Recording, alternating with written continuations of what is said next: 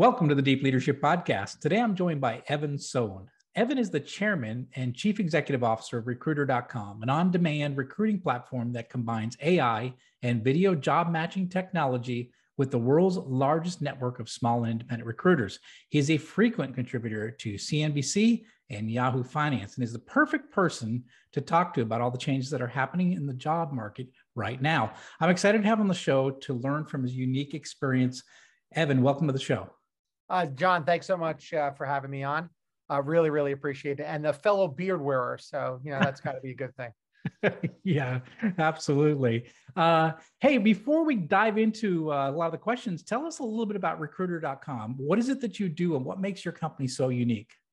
Thanks. So Recruiter.com is really at the epicenter, as you mentioned, of all the things going on in the job market. We're an on-demand platform of software and services combined together to help companies of all sizes address the challenges of recruiting talent. So finding talent, we'll double click on this, throughout the next half hour, is something happening across every company from large and small. And we're there with not only fantastic software, we have great AI SaaS software that companies subscribe to with over 170 million profiles to engage candidates in a proactive fashion. We also run career communities for active candidates looking for new opportunities in different segments. And then we run the largest network of on-demand recruiters.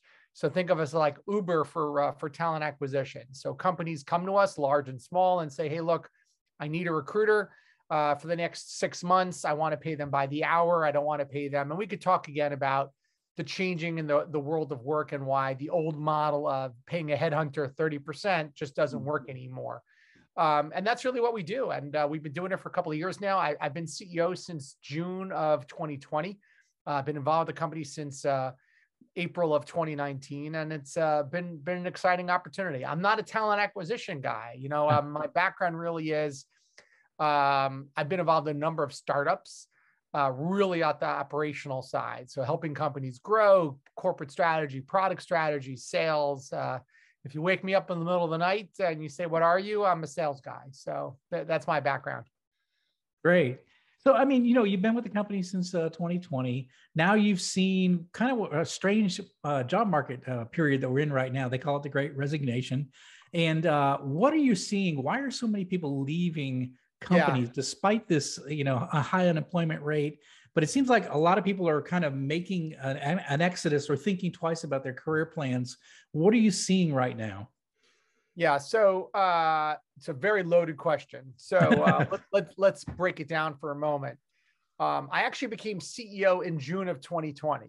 So really at the height of the pandemic, right. I sat down with the board and I said, guys, when this is all over, the job market's going to be in absolute disarray, and we're going to be there to help companies get things back up and running. So the first question really is, why the Great Resignation? So we really call it the Greater Resignation.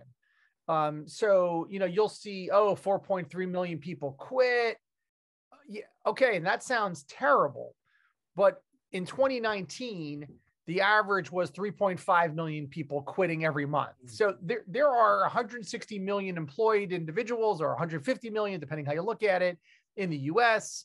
And, there is an annual attrition, right? People come and leave companies all the time. The attrition rate on average was something like 22% in 2019. So there always were people quitting every month. New jobs, retiring, switching careers, et cetera. And in different industries, there were different levels of attrition. Financial services probably had something like 15%, but McDonald's has a far greater attrition rate.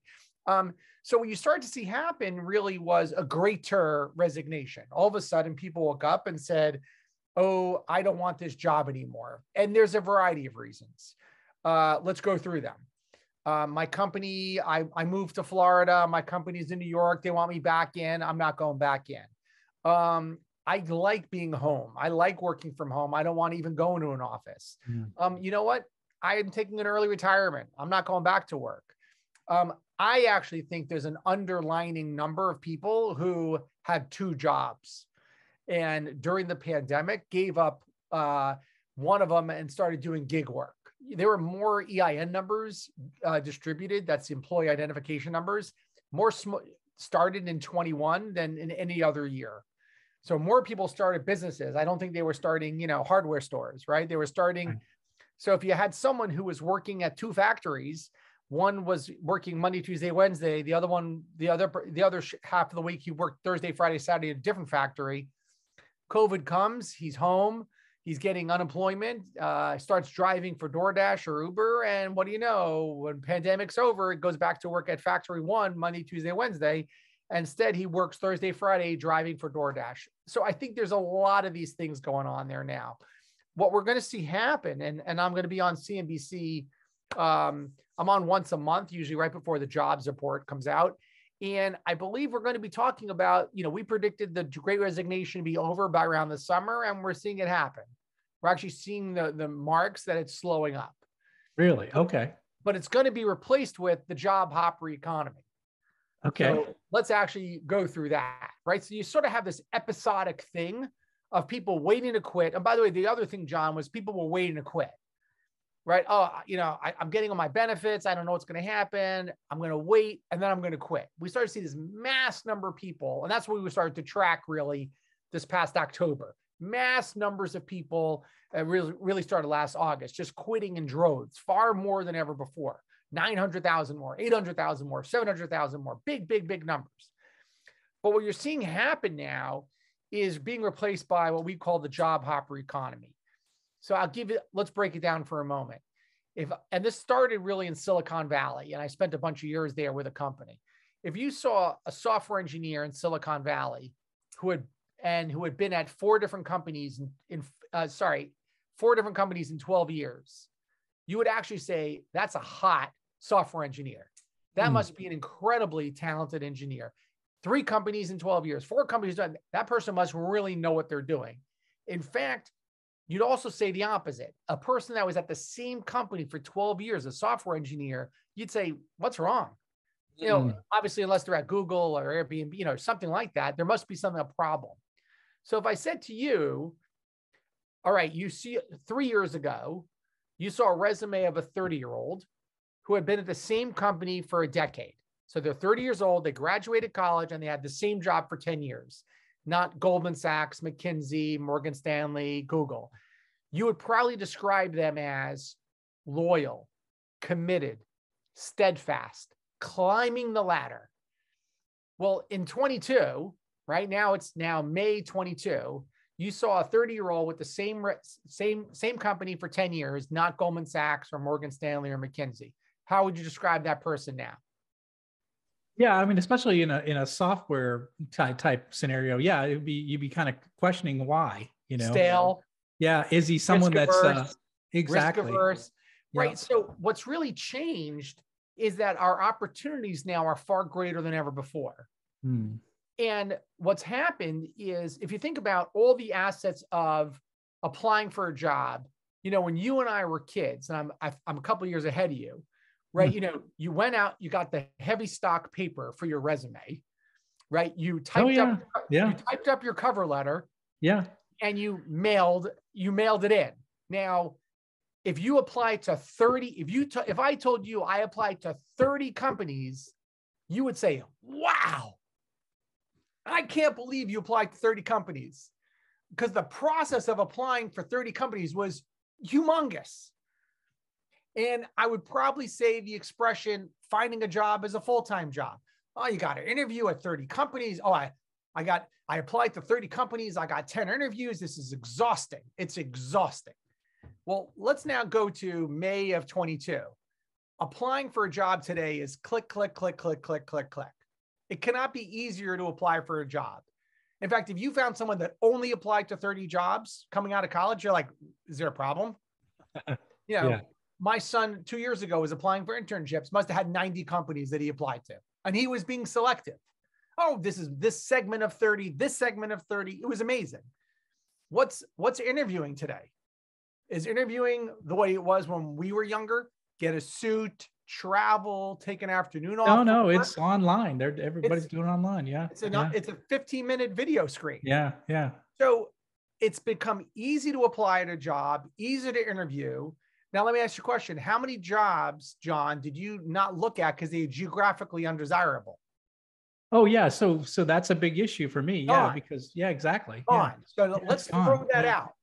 Now, you're going to say, well, the company wants hybrid. That's fine. But the point is, if a company wants to work with John, they're going to say, look, John, I need you working at the company. I don't care where you live. Yeah. Come in every other week, come in every 3 weeks, come in once a quarter. I don't really care because I need your skill set at the company. So easy to apply, easy to interview, and you could work from anywhere. So the only thing that was holding you back was the stigma of leaving jobs too quickly, right? Because we all grew up with a parent that said, suck it up. I know one job. Yeah. One job your whole life. Yeah. Get the gold watch, retire. Yeah. You get the watch and retire, right? But if you remove that stigma, if the stigma of leaving companies is gone, which it is, now gone.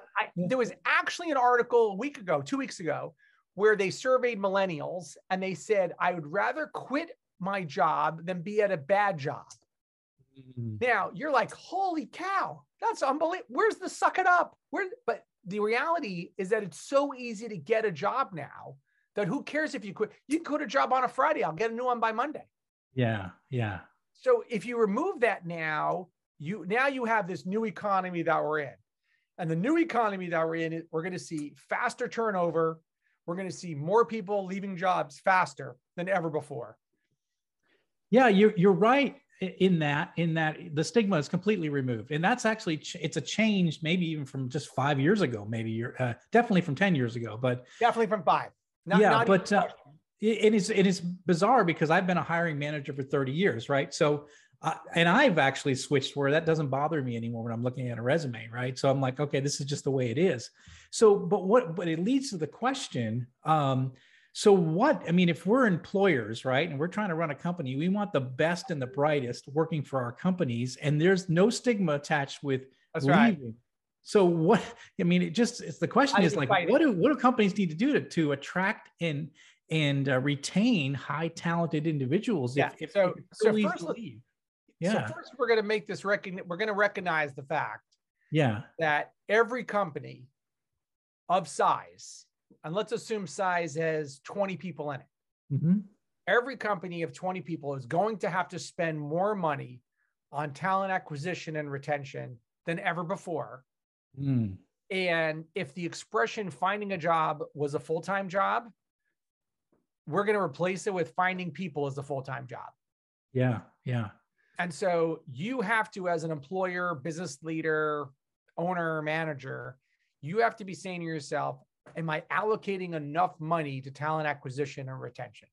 Mm. So that's first and foremost. I'll give you the example of security. You and I grew up where security at a company was the guard at the gate that checked your ID. Right. That was the only security that we had. We didn't know from anything else. That was security. And now security, every company now is spending money on security. You might not know it, right? It might be behind the scenes, but your email, your firewall, you're spending money on security. And I will predict that every company is now going to be spending money on talent acquisition and retention because you just can't do it on your own anymore. Mm-hmm. You mentioned a lot of people are switching jobs for the challenge, for maybe to go to a hybrid model. What are some other reasons why people are saying, "Hey, I don't want to work at this company anymore. I'm going to switch." Is it money? Is it bad management at the other company? Yeah. What are some of the reasons why people are leaving? We actually track that every month. Management is like number 3. Mm. So number 1 is I'm leaving a job for compensation or for work-life balance. Actually, I'm leaving a job. First is compensation. I think second was management. Okay. And I'm taking a job for a tie between compensation and work-life balance. Yeah, that makes sense. Right. So, and the problem now is, you'll see people leave a job for 20 grand, for 10 grand. You're just seeing that happen left and right. I'll trade up really quickly. Yeah. So big step ups, you're saying, Yeah. We had a client who I was with him for drinks in the afternoon, and he said to me, they had a software engineer. This is a real big company. That in one day, that software engineer got a 50% salary increase between going back with another company. Mm. So you just have, it's just this crazy number. But let's go back to your question before. What can you do? So the first is recognize that you got to allocate budget to this. The second that you want to do is you want to get ahead of it. So we sat down and really mapped out the plan for our team. So, it used to be that you basically said, oh, thank goodness, I just gave John a 5% increase. I'm good. I'll deal with him a year from now. Right. The reality is that I have to think about what progression am I giving John? I am actually trying to stall John from leaving. Mm-hmm. Right? That's really what I'm trying to do. I need to stall you from leaving. So what I need to do is to say, hey, John, I'm going to give you a bump up now in January, but guess what? I'm giving you another bump up in July. I've already mapped that out because here's where I need you to be by the end of the year. And I'm going to do retention bonuses to make sure that you stay here through the end of the year. I'm going to show you progression. I'm going to show you why staying with me is a good investment for you. Now, we never did that before. We basically said, I shut John up. I gave him a review. I gave him a bonus. All right. Now, the next time I gave you a raise is when you complained to me. Hey, Evan, I'm thinking about leaving. I got an offer. Oh, you got an offer it's just too easy now. Hmm. It's too easy. Remember, if one of the reasons that, one of our clients had a great line, he said, if you're working remotely, your office doesn't change. Right. Think about the last company you worked at where I liked it there. I liked the people. I liked the coffee shop downstairs. My commute was really good. They had these great monthly events. All the things that were good about working at that company are gone now. Mm-hmm. Now, again, I'm exaggerating to prove a point, but if you're working remotely, my office doesn't change, my email changes. Yeah. So it's even easier. It's just so much easier. And if I'm only going in once a week, it's just so much easier. So all we've done is reduce the stigma of leaving, and we've made it so easy to leave. So as an employer, I got to create ways to keep you. And the only I'm going to do is to show you more exciting things. So some other ideas that we gave to clients of ours, I said to one company, a very big tech company, you should actually tell prospective candidates, this is a 24-month assignment. This is a 24-month assignment. I'm going to pay you a boatload of money, but it's a 24-month assignment. And when it's over, I'll give you a bonus, and you can either take another assignment at the company or leave, and we'll all, wave goodbye. Yeah, it's interesting that actually is probably an attractive way to get people to come in, because they're thinking in the beginning, like, okay, this is just a two-year gig, a two-year project. Right. So like the military, right? It was very similar. So we signed up for a certain amount of years. I was in the Navy. So we signed up for 5 years. And at the end of the 5 years, close to the end of it, there were all these little bonuses and incentives to stay or leave. So almost a similar approach to like, okay, you're coming on for a 2-year assignment versus trying to say to somebody, we're hiring you for a lifetime. Forever. Because that doesn't happen anymore. It's also very scary. Rare. It's also, hey, John, come work for me for life. Yeah, exactly. No, it is scary when you think of the way we're thinking about companies. Yeah. That's right. It was really fun. You always got to look at, by the way, you mentioned the military. I always look to the military for marketing of candidates. Yes. Right. And you look at I grew up with Uncle Sam needs you. Right. So, by the way, you can replace that with General Electric needs you. IBM needs you. Right. Yeah. Be part of my, join my collective. Yeah. Then it was like, be all you can be. So still self-development. Yeah. Right. Then it was, how did I get this great, I got this great career through the military. I learned this through the military. And now it's, hey, do you want to go to Germany? Right. Here are these great experiences you could have in the military. Right. Really interesting. I told another company, a global financial company, I said, you guys have the opportunity. You should do a junior year abroad. Yeah. Like Yes. you should say, hey, Yeah. after you work for me for 3 years, we have 20 of our clients that we have reciprocal relationships with. You want to go to Dubai, you want to go, like, imagine that. So now you're thinking about the more experience I can give you. Imagine if you worked for me, John, and I know you like to travel. And I said, hey, look, starting next January, I'm going to actually, we're opening up an office in blah, blah, blah. I want you to do that for me. Yeah. You're like, oh, that's pretty cool. Yeah. So now I'm not saying about, I need you tomorrow to do it. I'm going to do it a year from tomorrow. I'm going to keep you here longer because now you're going to go, gee, I'm going to do this thing. And then I'll have this other experience where I'm going to do the things that I want to do. Yeah. Yeah.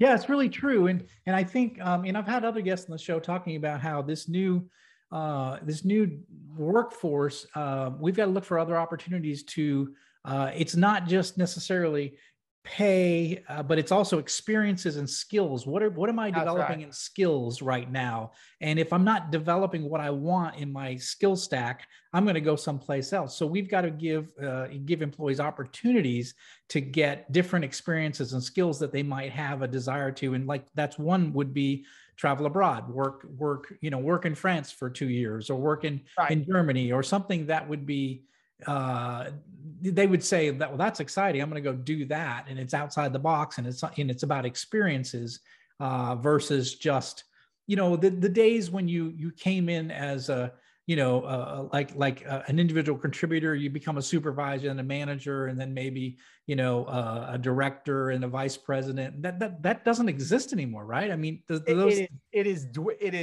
rare, dwindling. Yeah, it's certainly rare. It's certainly dwindling. But I agree with you. Find the skills that you want to have, find the skill that you want to have next, and go in that direction. Yeah. Or, hey, if you want to get into crypto, okay, go work at a company that's doing crypto. Right. In other words, you don't have to be a crypto engineer. Go get involved in these things. Like, find an area, find a career, find the industry you're interested in. Forget about what you're doing. Just find the industry that you're interested in and get involved in that industry. Yeah. Interesting. You had, in some of the material I was reviewing before I had you on, you said that, we are Tinderizing. Let's say the right word. Is that Tinderization of the recruiting industry. Explain what that is. That's kind of interesting. Yeah. So, I said that really early on. It's a little of so right now we're in a very, very candidate centric market.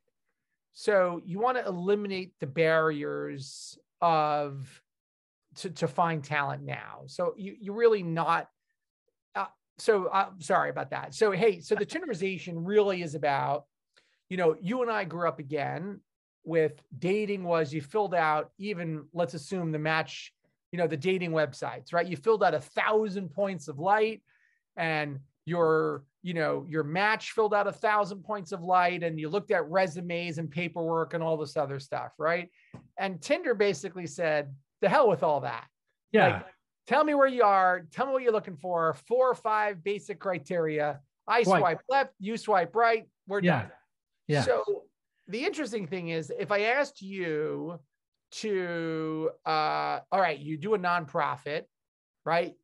And you're hiring a comedian for your nonprofit organization to perform, 5 minutes, 10 minutes comedy, right? In the old days, you would have said, all right, I got all these videotapes of different people. I'm going to look at their resumes, and everyone, you're not doing that, right? You're basically going to say, hey, you know what? Send me all the people that are available Thursday night, May 5th, right? That are available, that are in my price range. They're going to come local, that meet my criteria for my event. Not raunchy, a little raunchy, whatever you want to do. And then you'll watch 30-second clips, and you'll pick the one you like, and you'll look at his paper and go, oh, how do you know he was on the Tonight Show? Because everyone's paper looks, if you looked at the paperwork of 30 comedians, it would look all similar. Yeah. This guy was the Young Comedian Award. This is the very young comedian. Like, everyone looks exactly the same. But when you go to resumes, everyone looks the same. So if you were trying to hire, let's assume you're trying to hire a call center operator, right? A call center operator for your business. Everyone's paper looks exactly the same, and their paper has no bearing on whether they're probably good for your role or not. And I'm exaggerating, right? But what you're really doing is saying, oh, they have these skills, but I want to hear them on the phone. I want to hear them actually talk. So why are we wasting our time? Why are we spending our time posting a job? But by the way, the recruiting process hasn't changed ever, right? Yeah. You post a job, you collect your resume, you review the resume, you screen the candidate, you interview the candidate, you hire. That's the process. 30, 40 years ago, instead of having, ZipRecruiter, there was the New York Times. And you mailed your resumes in, but you still did. All we've done is expedited the exact same process over and over again. Yet we don't do that in anything else that we do. Right? There's nothing else that we do where we do the exact same process that we've been doing for 30 years. We've never changed that process. And so when I talk about the Tinderization of recruiting, it's how do we skip that process? How do we go to, you know what? Here's what I'm looking for. I'm looking to hire someone. Here's the rate. I want them to start on Monday. Who meets that qualification? And let me see a 15-second clip of them. Telling, oh, hi, John. My name is Debbie. I'm interested in working for your company. Swipe left, swipe right, done. Doesn't that make far more sense? It does. And we're used to it now with like Airbnb, right? That's how we'll select a property we're going to stay at. Or like I did Turo the other day. I was in Florida and the first time I used Turo, which is like using someone else's car. But you put your criteria in, how much you want to pay, what kind of car you want. Boom, there's 5 cars that show up and that's right. And there's the reviews are there, Can you imagine instead if you read the resume for the car? By the way, if Airbnb didn't have pictures, right? Oh, it's got 3 rooms. Yay. Like, what does that mean? Right. You want to see it. Yeah. Show it to me. And by the way, you actually look at the paperwork of the house after you've seen the picture of the house. Right. And we all know that the picture is doctored up and it looks really good and they had a professional, but you know what? So what? Yeah. Hey, this house looks great. Tell me about it. Oh, it's got these, it's got all this, here are all the things. And by the way, you're absolutely correct. I only want to see a 4-bedroom house. I only want to see these things. Show me what I look. I'm going to look at the picture. Then I'm going to look at the documents and then I'm going to sign up for it. Yet when it comes to resumes, people, which is the most important thing that we're doing, that now we're in a war that we're fighting to win talent over. We're fighting to keep them. We're doing the exact same process that we've been doing for 30 years. Why do we think that's a better process? Yeah, interesting. So how, is your company moving in a direction which would be more of like this Tinder type of thing? Yeah. So we actually have a whole resume interviewing system, video resumes. We have it. We probably have like 30,000 plus video resumes now. And my guess is we'll start off probably later on in the year, maybe beginning of next year. It's already May, so which means it's already June. Yeah. That look, today you don't want to put any barriers up with a candidate. Our recommendation to every company is like you gotta condense your hiring time. Yeah. Like if you're taking 45 days to hire somebody, you're losing people left and right. You got to, especially if they're only going to be there 2 years. I mean, you just cut into, oh my God. A percentage of that work time that they're going to work there for you. You really got to figure that out much, much faster. Interesting. Yeah. And like the one thing when I, anytime I'd ever been looking for a job, the one is like, you can use the same resume over and over again, but the cover letter, right? And the companies need to have a cover letter. Like, what is the purpose of a cover letter, right? Ridiculous. At the end of the day, and like, and I think that what you're saying is make it easier for your candidates to get in the door, right? So that you can actually see them. Yeah. So look, reality is that if an Airbnb house didn't have photos and they say no photos available, you'd say, all right, I'm going to go find a house that actually has available. Right. And if the house looked amazing, but they didn't have any photos, you'd say, okay, could you send me some photos? Right. So I'm totally using that example from now on. It plays really well. And I think that if you were looking for a hostess or host for your restaurant and you got 100 resumes online and the first 10 actually had a 30-second video and one of those people actually aligned with what you were looking for, you'd probably say, hey, look, I'm hiring that person. Yeah. So I think it's going to be something that we start to move in that direction. Well, this has been great. What's one thing that you'd want leaders to take away from what's happening in the world right now, and this change in the whole workforce model? What's one thing you want leaders to take away? So, I mentioned a few times about the candidate-centric market that we're in now. It is going to shift to a company-centric. Okay. For a variety of reasons. And so work from anywhere, which is what we're living in today, is going to morph into hire from anywhere. And hire from anywhere is company-centric. And we're seeing the beginnings of that phenomena. And that's going to be a lasting trend now. And it's going to even be fueled even more so by the pending recession. Because anytime there's been a recession in the US, it's changed the landscape of the work economy. 1992 recession started outsourcing call centers.